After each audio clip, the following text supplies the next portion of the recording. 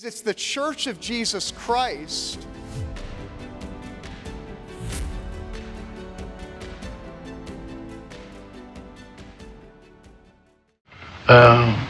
Was I in here last night and did I spend a $20 bill? Yeah. Oh boy, what a load that is off my mind. I thought I'd lost it. It is unthinkable, unspeakable, the degree to which the U.S. government in recent decades has wasted the hard-earned tax revenue of the American people. It's shocking to see all the abuse, to see all the money that's being sent to countries to promote evil, really. And it's been shocking to see, I think, ways in which this money is being used that's supposedly to help people or supposedly foreign aid and positive, but in so many ways undermining the fabric of these other countries. It's so important that we get back to constitutional governance, which means that we will have less of the fraud, waste, and abuse. We work hard for our money, so it's shocking to find out how much waste, fraud, and abuse there is in the spending of our money by the federal government. To fight this is one of President Trump's big goals. To further combat inflation, we will not only be reducing the cost of energy, but will be ending the flagrant waste of taxpayer dollars.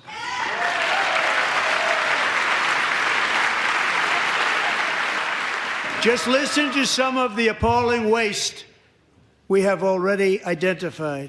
$8 million to promote LGBTQI+ in the African nation of Lesotho, which nobody has ever heard of. $8 million for making mice transgender. This is real. To accomplish the objective to eliminate wasteful government spending, President Trump assigned Elon Musk, the world's richest man, who was volunteering his time and his immense problem-solving skills to find the outrageous ways our tax dollars are being thrown away. So for you, what's the most astonishing thing you've found out in this process? The sheer amount of waste and fraud in the government. It is astonishing. Here are some egregious examples of the waste, fraud, and abuse that we, the taxpayers, have been funding. Many of them have a theme of undermining God's design for the family, such as $15 million for condoms to the Taliban, $1 million to boost French-speaking LGBTQ groups in West and Central Africa, tens of thousands of dollars to fund a drag show in Ecuador, an LGBTQ comic book in Peru, and a transgender opera in Colombia, not to mention spending $3.3 million to promote being LGBTQ in the Caribbean. And on it goes. We found LGBTQ, whatever the rest of the alphabet soup is, we found grants aimed at that issue in virtually every government department. And some of it was just bizarre and ridiculous. Grants to see the sexuality of reptiles or experimenting on transgender animals. Huh? What was that? When you look at the federal government, as some people are saying, sending money to countries for LGBTQ voting and for drag shows, show me in the Constitution where that's a responsibility of the federal government to expend taxpayer funds on. I served in Congress, and when you talk about waste, fraud, and abuse in the federal government, they're supposed to have oversight over these things, and they have not had oversight over these things. What makes this waste so shocking is that not only has there been funding of things against Christian values, but in some cases, funding against Christianity itself, such as spending nearly $500,000 to promote the expansion of atheism in Nepal. This is very ironic, coming from our country where our motto is still, "In God we trust." This in a country that was noted for the greater part of our history as the nation that sent more missionaries abroad to spread the gospel of Jesus Christ to every nation than any other nation in the world has ever done. This in a country whose founding documents revolutionarily said that liberty doesn't come from government, it comes from God. And the founders meant not just any God, there's only one, the God of the Bible. So this is totally hostile and contrary to everything America was built on. I would say it's almost like the French Revolution coming into America through politics. And if you remember the French Revolution, it was expunging God from the culture. Well, the American experiment said, no, God is foundational to our freedoms. Okay, so the American experiment is radically different. Well, what's happening is these folks that are coming into government today, they're secularists, and they want the government to be all in all. They want it to take care of everything, and they want the church to be completely expunged from our culture.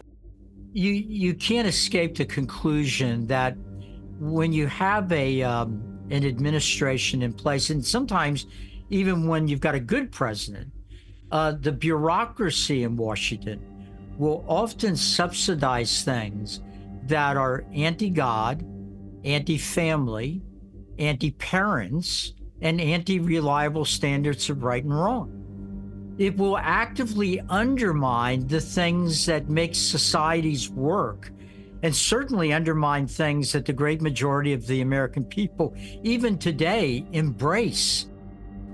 Meanwhile, many on the left have responded to all this by destroying Tesla cars, since Musk founded the electric car company. One slogan declares, "Save democracy, burn a Tesla." Some of the protests are reportedly bought and paid for by George Soros and other funding sources on the left.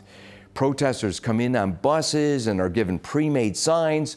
One eyewitness observed that the protesters all left at once, just like a shift change. I'm struck by how this rash of arson attacks that we've seen, vandalism of cars, Teslas that are owned by Americans. And by the way, the research shows most Teslas are owned by self-described liberals. So here you have far leftists vandalizing cars that are likely to be owned by liberals.